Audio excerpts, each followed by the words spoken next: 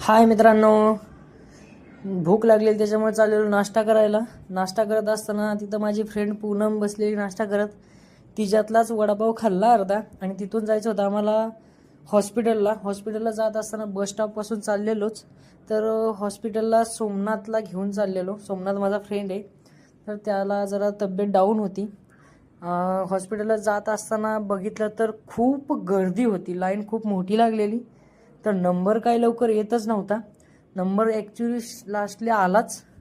तर आल्यानंतर त्याला विचारलं काय बोलले डॉक्टर वगैरे, आणि तिथून आम्ही जायला लागलो. जाता जाता ब्रँडेड कलेक्शन दुकान दिसलं. तिथं पूनमला कपडे घ्यायची होती. गेल्यानंतर बघितलं, कपडे वगैरे दाखवायला लागले ते. पूनम तर काय पुढं जातच नव्हती कपडे बघायला.